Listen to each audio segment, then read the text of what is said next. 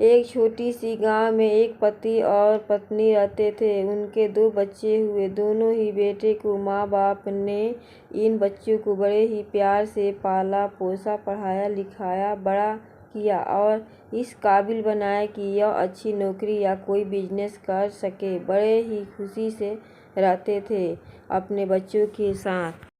बच्चों के लिए दिन रात कड़ी मेहनत करके एक घर बनाया, जैसे 2 मंजिल का घर बनाकर दिया, ताकि दोनों बेटे शादी के बाद भी एक साथ रहे। एक लड़का पहले मंजिल पर रहेगा और दूसरा लड़का दूसरी मंजिल पर रहेगा, अच्छा से रह सके ताकि आगे चलकर कभी भी बंटवारे का विचार ना आए और इन दोनों में लड़ाई ना हो। एक बेटे को अच्छी नौकरी लग गई और दूसरा बेटा बिजनेस करने लगा। दोनों बेटों की शादी मैंने कर दिया।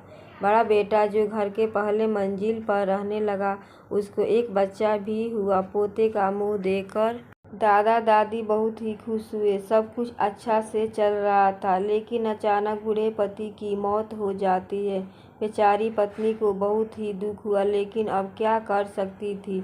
बच्चों के साथ रहने लगी। जब तक पति जिंदा था, दोनों बेटे और बहू माँ का आदर सम्मान किया करते थे। जैसे ही पति का मौत हो गया, दोनों बेटे और बहुएं हर दिन माँ की सेवा करना तो दूर, माँ को हर दिन खाना खिलाने के लिए भी राजी ना थे। लेकिन अब क्या कर सकती थी। दोनों बेटे और बहुओं ने मीटिंग की और तय किया कि माँ को खाना खिलाने की जिम्मेदारी बांट ली जाए, यानी कि 30 दिन बड़ा बेटा और 30 दिन छोटा बेटा माँ के खाने की जिम्मेदारी लेगा। जिन बेटों को बिना दिन रात देखे भूखा न होते हुए भी और मनचाहा खाना हमेशा खिलाने के लिए जो माँ तैयार करती थी, अब उसी माँ को बेटों के यहाँ पर हर दिन के हिसाब से खाना दिया जाता था। बड़ा दिल माँ का था। माँ को इस बात की खुशी थी कि वह जैसे भी है अपने बेटों के साथ रह रही है और इसी खुशी के कारण बेटों के द्वारा दी गई रूखी सूखी भी उसे किसी पकवान से कम न लगती। लेकिन दुर्भाग्य की बात तब हो जाती जब किसी महीने में 31 दिन आ जाते और उस एक दिन माँ को भूखा ही रहना पड़ता। एक बार जब बड़े बेटे के यहाँ 30 दिन तक खाना खाने के बारी चल रही थी, तब बड़ा बेटा अपनी बीवी और बच्चे के साथ कहीं बाहर किसी पार्टी में जा रहा था। बड़ी बहू ने माँ से कहा, माँ जी आज खाना नहीं बनाया है, हम बाहर जा रहे हैं, वहीं खाएंगे, आप अपने लिए कुछ बनाकर खा लेना। माँ ने कहा, गैस जलाना नहीं आता मुझे।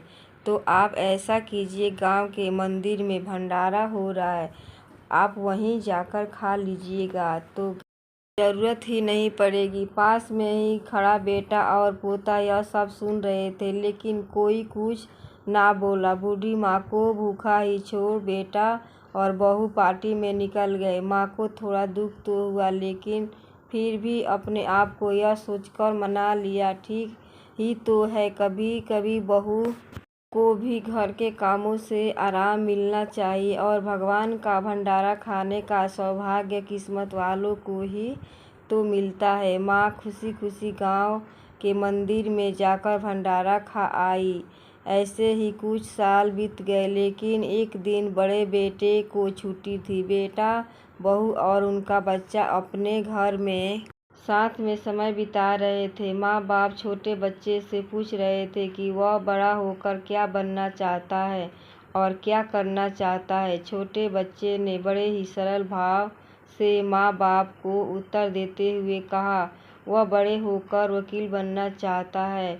उसकी इच्छा इस मकान से भी बड़ा एक मकान लेने की है, लेकिन वह मकान गांव के मंदिर के पास होना चाहिए। माँ बाप ने पूछा, घर के पास गांव के मंदिर क्यों होना चाहिए? तब बच्चा माँ बाप से कहता है, घर के पास गांव के मंदिर इसलिए होना चाहिए ताकि जब मैं बड़ा होकर किसी पार्टी में बाहर जाऊं तो आप दोनों को ज़्यादा तकलीफ ना हो। गांव के मंदिर नज़दीक रहेगा तो आपको ज़्यादा दूर जाकर भंडारा नहीं खाना पड़ेगा।